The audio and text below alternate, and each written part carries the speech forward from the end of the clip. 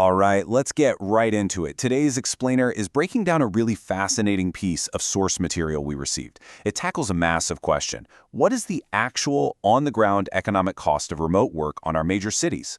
We're going to strip away all the noise and just focus entirely on the structure of the argument this source is making. By the end of this, you're going to have a crystal clear picture of exactly how this case was built regarding the future of our urban economies. The specific source we're unpacking today is a video all about the shifting dynamics of downtown economies. And just to be clear, our goal here is purely to map out the core message. We're looking strictly at the claims and the data the creator uses to argue their points about the future of these urban spaces, without taking any sides ourselves. Section 1. The video's core topic. So the material kicks off with this really stark premise, that the traditional, centralized city model, it's undergoing a permanent disruption. The setup here is that the shift to remote and hybrid work wasn't just some temporary, pandemic-era band-aid. No, the argument is that it's a fundamental rewiring of how urban economies actually function on a day-to-day basis. We can essentially extract three main themes from the source. First up, the plummeting value of commercial real estate. Second, the downstream impact on local service businesses. And third, the shifting tax burdens hitting city municipalities. Our mission today is to give you a very direct, structured breakdown of exactly what's being argued regarding these massive economic shifts. Section 2. Key claims and arguments. The source actually builds its whole case around this one huge, definitive claim, which is that the traditional 9-to-5 downtown ecosystem is effectively obsolete. I mean, this is basically the load-bearing wall of their entire perspective. If you take this statement away, the whole argument just collapses. Literally every subsequent point relies on the assumption that historical office occupancy levels are simply never coming back. To back up the claim that downtowns are facing a generational crisis, the video pulls in some heavy context. It states that foot traffic in the top 10 major metropolitan areas has just completely flatlined at 60% of historic averages.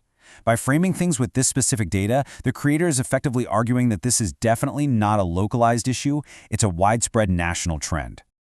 You can actually see the argument unfold in a very specific three-step sequence. It starts with the premise that knowledge workers are successfully resisting these return-to-office mandates. Then it supports that by pointing out how local businesses that rely heavily on those office workers are closing down. And finally, the logical conclusion reached is that without those businesses and workers, city tax revenues will inevitably collapse, which leads to a crisis in public services. Section 3. Evidence behind the claims. Now, the source anchors its argument on one seriously staggering statistic, a 42% drop in commercial lease renewals over the last 24 months. This single figure really carries the bulk of the persuasive weight here. I mean, it's used to demonstrate a massive withdrawal of corporate investment right out of our major city centers. But check out this comparison. While those downtown commercial lease renewals dropped by 42%, suburban commercial leases simultaneously went up by 15%. Putting these two data points side by side gives you immediate perspective. It shows that, according to the video, businesses aren't necessarily just disappearing, right? They're actively migrating outward to where their remote or hybrid employees actually live. When we look at the timeline presented, the video traces this whole shift back to the global lockdowns as the origin event. But the real turning point? That arrived in 2022.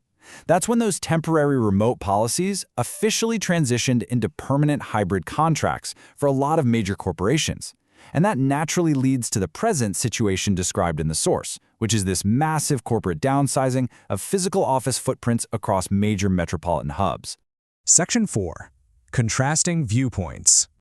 The primary stance taken here is that cities urgently need to rezone commercial buildings into residential spaces if they want to survive. Now, the video does actually acknowledge the alternative viewpoint, the idea that strict corporate return-to-office mandates are eventually going to restore the old normal. But the source counters this by pointing out that even the companies enforcing strict 5-day mandates are leasing significantly less square footage now than they did 5 years ago. So, breaking down how the video handles these contrasting stances impartially, when it comes to commuter trends, the video stance is that the daily peak hour rush is flattening out permanently. The opposing stance discussed is that it's just temporarily depressed. And on the metric of real estate value, the video projects a permanent market correction, while the critics mentioned claim it's merely a cyclical downturn that will eventually self-correct. Section 5. Why does this matter? Beneath all of these statistics and arguments, the central concept the video is ultimately addressing is urban decentralization. This is basically the uncoupling of economic productivity from a centralized geographic hub. And understanding this shift is absolutely vital because it completely redefines where we live, how we work, and ultimately how local governments are going to sustain themselves. According to the breakdown, the major impact area of this transition falls squarely on commercial real estate developers and city tax departments. They are facing unprecedented shortfalls. Meanwhile, there's a secondary impact, which the video actually frames as a net benefit. That impact is felt by suburban economies, which are apparently experiencing a surprising revitalization because workers are spending a lot more of their time and money locally. Section 6. Final thoughts. So, just to pull it all together based on our analysis today, the video relies heavily on structural claims about the permanence of remote work and targets evidence like those massive lease renewal drop-offs to deliver its message. The overarching narrative here is clear. Urban centers must radically reinvent themselves, essentially pivoting from commercial hubs to residential communities, or else face severe, lasting economic decline. So what does this all mean for you? How does this structural breakdown change your perspective on the future of your own city? Will downtowns successfully transform into vibrant residential hubs, or are we literally witnessing the end of the traditional urban core as we know it? It's a massive shift, and I highly encourage you to keep asking these vital questions the next time you hear about the shifting landscape of work.